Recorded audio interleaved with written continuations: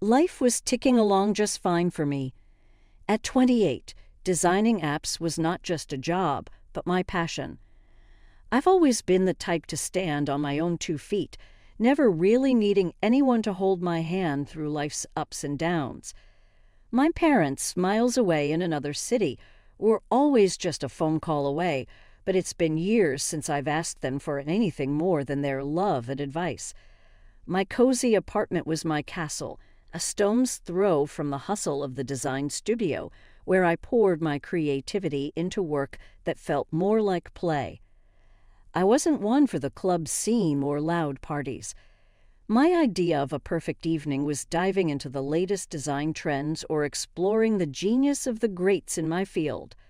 But I did love the outdoors. The quiet solitude of the park near my place was my sanctuary.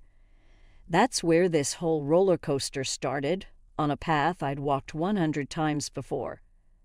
I remember the day clearly. The sun was just right, not too harsh, casting a gentle glow over the park.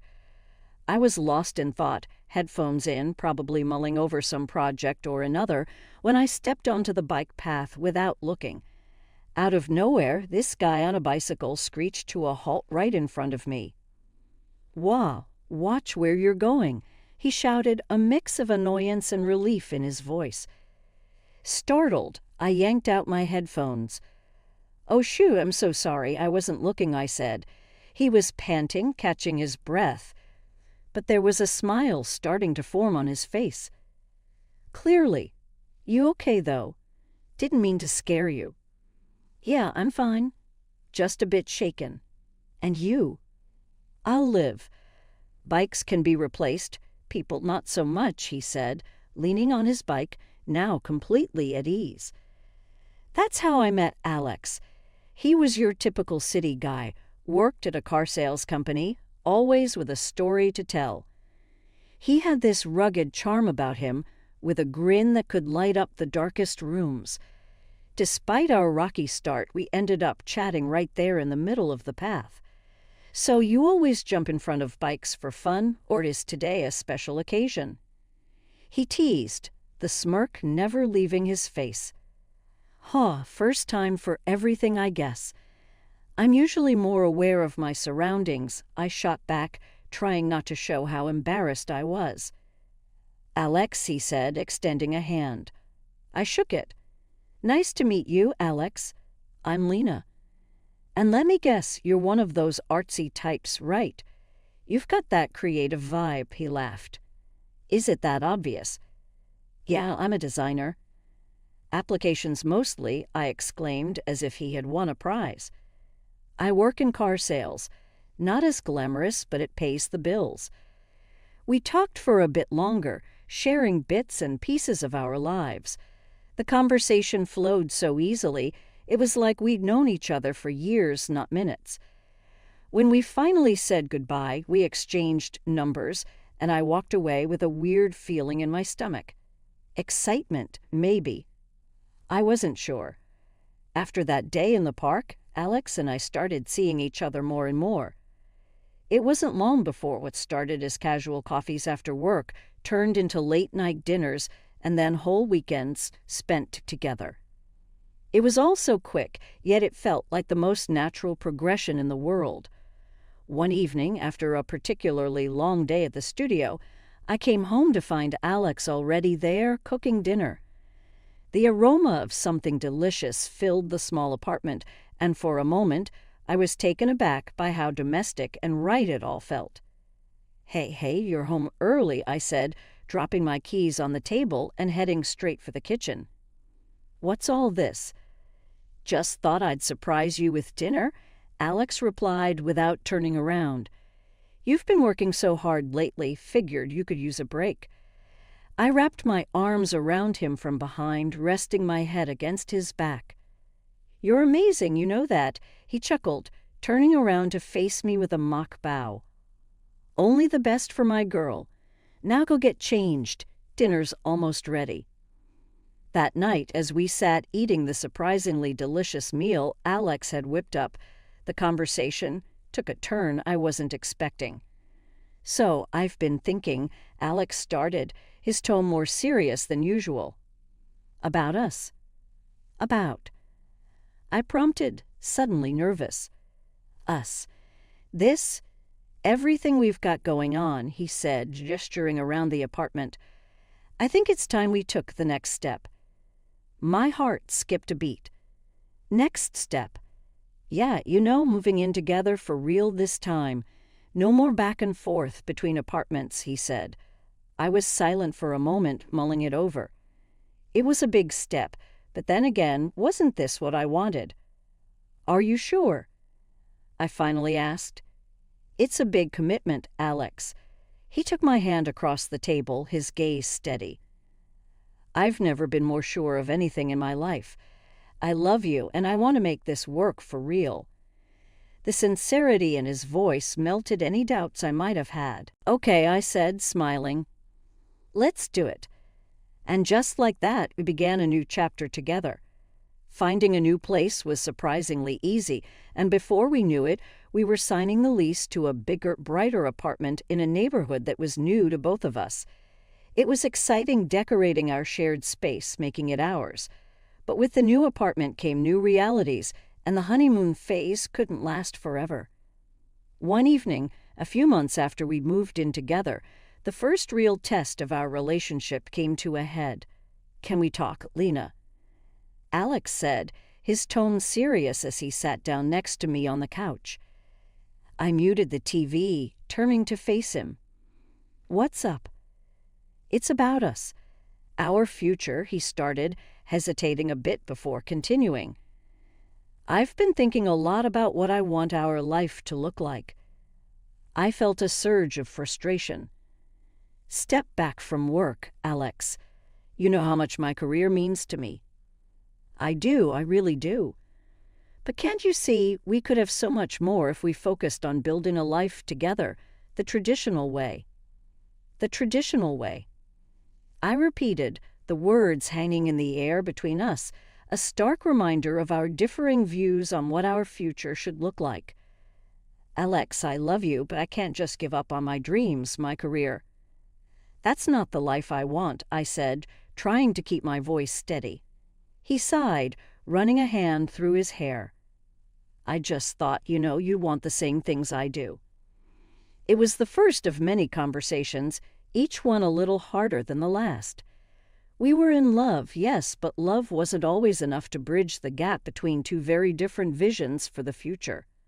One evening, as I was finishing up a project on my laptop, Alex came home looking like he had something on his mind.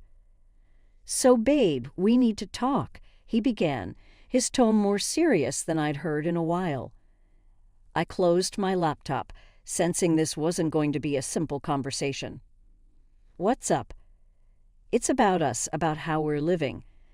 I've been thinking maybe it's time we start thinking about the future, about kids, Alex said, avoiding my eyes. "Kids." "Alex, my job is super important to me right now." "We've talked about this, why bring it up again out of nowhere?" I replied, trying to keep the frustration out of my voice. "Because things change, people change. Isn't it normal to want a family, to want my wife to be more present at home?" His words felt like a slap. "So what, you want me to just drop everything, my career, just so I can fit into your idea of a normal family?" I shot back, the hurt clear in my voice. "It's not like that, it's just. That's how families work. The wife takes care of the home, and the husband provides. It's normal," Alex said, his voice rising slightly. "Normal for who, Alex? Because it sure doesn't sound like the life I want. We're supposed to be a team, remember?" But it wasn't just Alex. His mom, Mrs. Peterson, living just too conveniently close, turned our home into her personal project. Her visits became more frequent, each one leaving me feeling smaller and more incompetent in my own home. One afternoon, she came over unannounced, as had become her habit. "Hello, dear. I just thought I'd drop by, to see how you're managing," she said, her voice dripping with condescension I hadn't grown used to. Managing just fine, thanks. I'm actually quite busy with work right now, I replied, trying to keep my tone polite. Oh, I see. Still glued to that screen, I see. And what about Alex?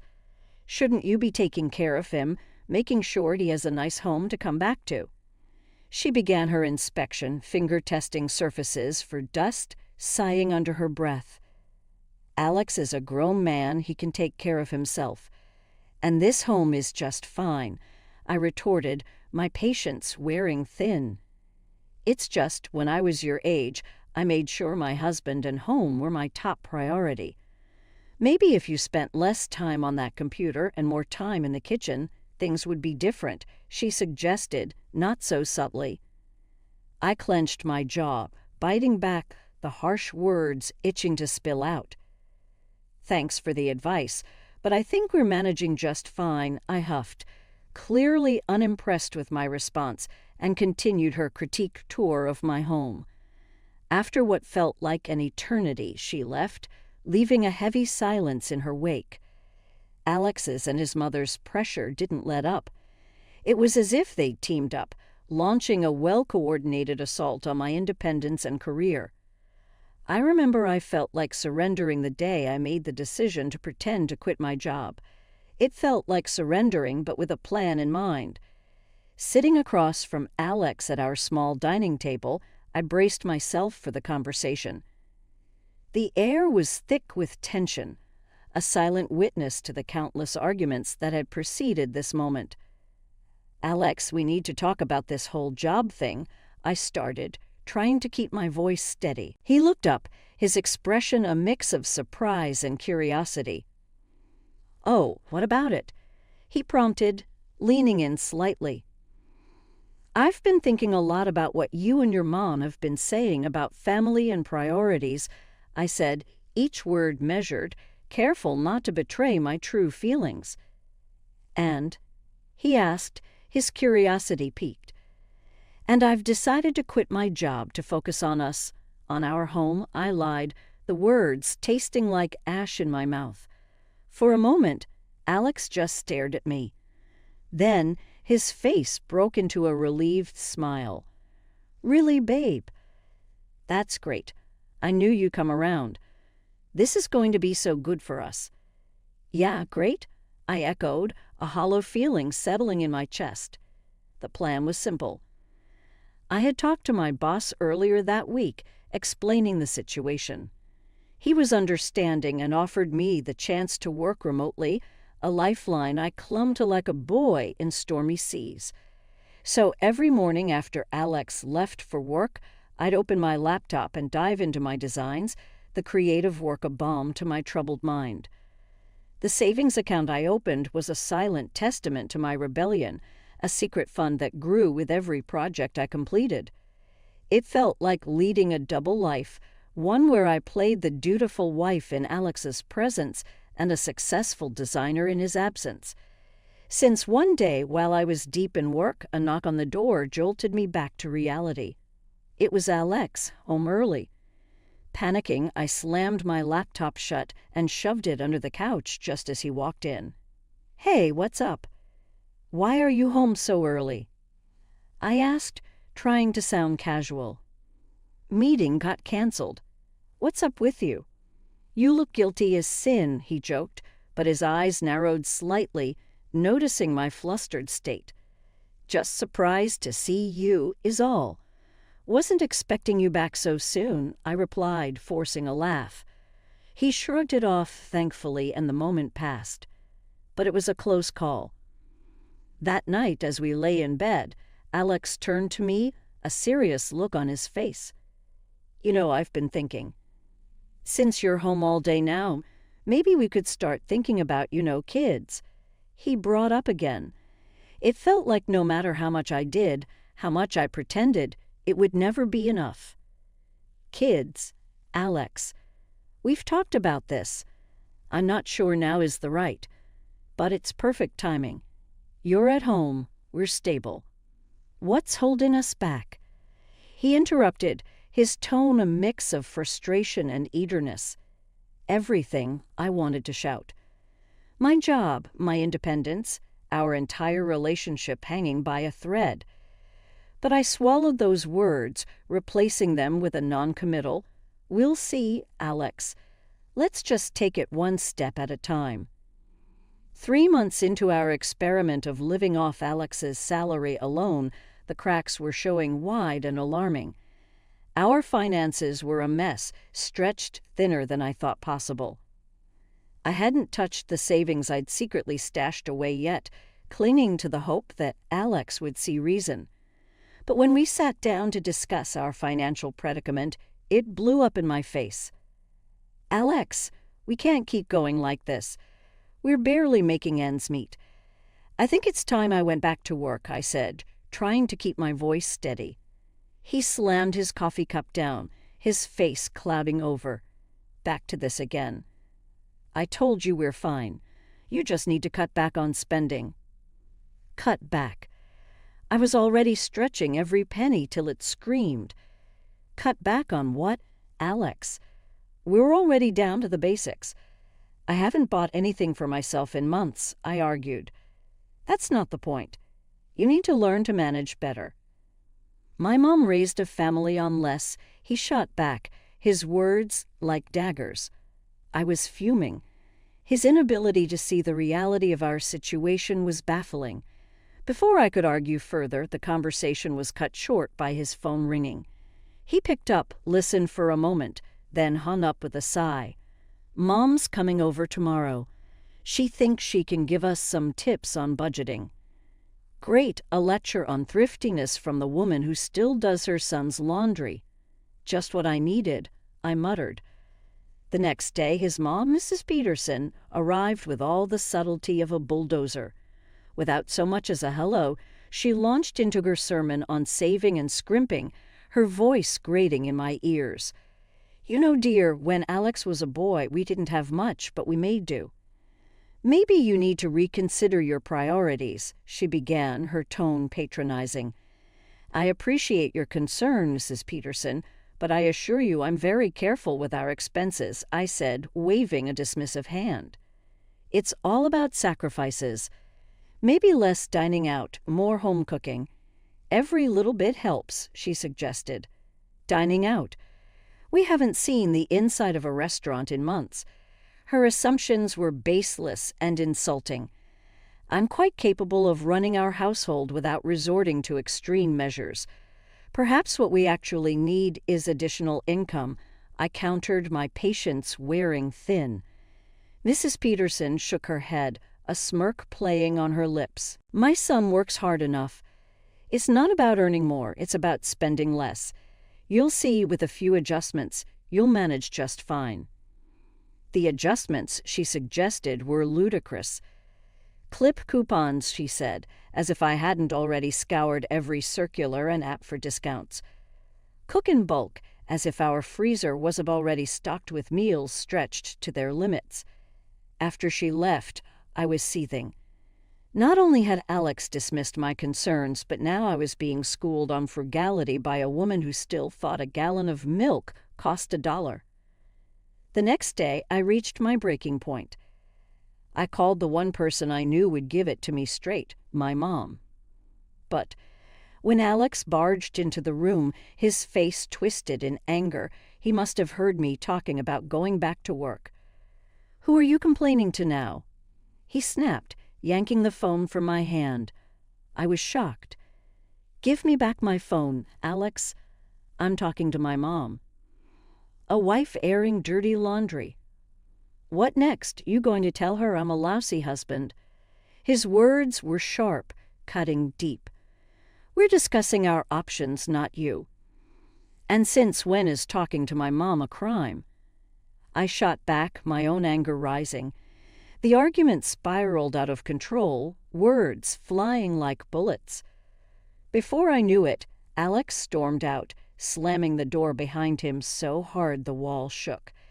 He disappeared for hours, leaving me to stew in a mix of worry and fury. He came back late, reeking of booze and bitterness. The look in his eyes was something I hadn't seen before. "You think you're better than me, huh? Making more money, showing me up." He slurred, his words sloppy but venomous. "That's not it, and you know it. We're struggling, Alex. I thought if I could work, we have a bit more breathing room," I tried to explain, keeping my voice even. He laughed, a harsh, mocking sound. "Oh, so it's my fault now. I'm not good enough. Well, listen here, if you don't like how things are, you can just leave." I stared at him, disbelief and anger warring inside me. "It's 3:00 a.m., Alex. You're drunk and you're not making any sense." "Leave," he shouted, stumbling towards me. I had no choice. I grabbed the essentials, my foam wallet. When I reached for my purse, he snatched it away. "Where do you think you're going with that? That's my money in there." His words were like a slap. I contributed to that money, saved from my secret work, but arguing felt pointless. I called a taxi and left, the cold night air sobering. Checking into a nearby hotel, I realized this was a turning point. There was no going back from here. The marriage I thought I had, the life I was trying to build with Alex, it had crumbled away. But I had my strength, my skills, and a little bit of savings to start anew. It was a cold comfort, but it was something. Walking into the lawyer's office the next day, I felt a mix of anxiety and resolve.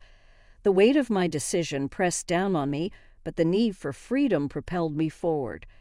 The lawyer, a stern-faced man with a surprisingly gentle voice, listened intently as I laid out my situation.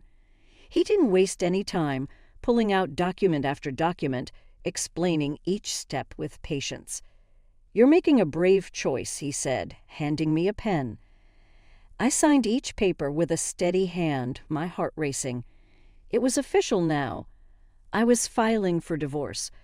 Returning to the apartment felt surreal. Alex was still passed out on the couch, oblivious to the world crumbling around him. I moved quietly, efficiently, packing my life into boxes and suitcases. Each item I picked up felt like shedding a layer of the past. As I zipped up the last suitcase, Alex groaned, his eyes blinking open. "Hey, where's my beer?" He mumbled, his voice rough. I couldn't help but marvel at the absurdity of the moment. "Beer's the last thing you need to worry about, Alex," I replied, holding out the divorce papers. "Consider this my final goodbye." He took the papers, a smirk spreading across his face as he scanned them. "This is a joke, right? You'll come back, apologizing, and I might just take you back if you promise to behave." The laugh that escaped me was bitter, laced with freedom. Apologize for what? For finally standing up for myself. "No, Alex, this is it. I'm done." He tossed the papers aside, the smirk fading. "You think you can just walk out? You'll be back." I shook my head, a sense of peace settling over me. "I won't, and you'll see that I'm better off without you." With that, I grabbed my bags and left the apartment for the last time. The new place was small, nothing fancy, but it was mine. Located just a stone's throw from my old job, it represented a fresh start, a chance to rebuild my life on my terms. I decided to reach out to my old boss, hoping there might be a chance to dive back into work fully. Picking up the phone felt like lifting a weight off my shoulders. "Hey, it's me. I was wondering if we could talk about maybe coming back to work," I asked, trying to keep my voice steady. There was a pause, and then, "Of course. We've missed your talent around here. When can you start?" "Really? That's great. I can start immediately." "Thank you so much." The joy in my voice was palpable. Returning to work felt like coming home. My colleagues welcomed me back with open arms, and slipping back into the rhythm of design and creativity was exhilarating. I was where I belonged, doing what I loved, surrounded by people who respected and valued me. One day, after a particularly successful project presentation, my phone buzzed with an unknown number. Curiosity piqued, I answered. "Hello." Lena, it's me, Alex. I heard you're doing well. That's good. His voice was a jolt from the past. Thanks. What do you want, Alex? I lost my job. Things are tough. I was thinking maybe you could help me out, and maybe we could try again. The audacity of his request was staggering. After everything, he still thought he could lean on me, use me as a safety net. Alex, that part of my life is over. I'm moving forward, not backward. You should do the same. There was silence on the other end, and then a resigned sigh. Yeah, I guess you're right. Take care, then. Hanging up, I felt a surge of empowerment. I had turned the page, ready to write new chapters on my terms. Life now was about rediscovering who I was outside the shadow of a failed marriage. It was about reclaiming my independence, my identity, and my happiness. I started to explore new hobbies, reconnect with old friends, and even began to entertain the idea of dating again. But with a newfound sense of self-worth and clarity about what I deserved.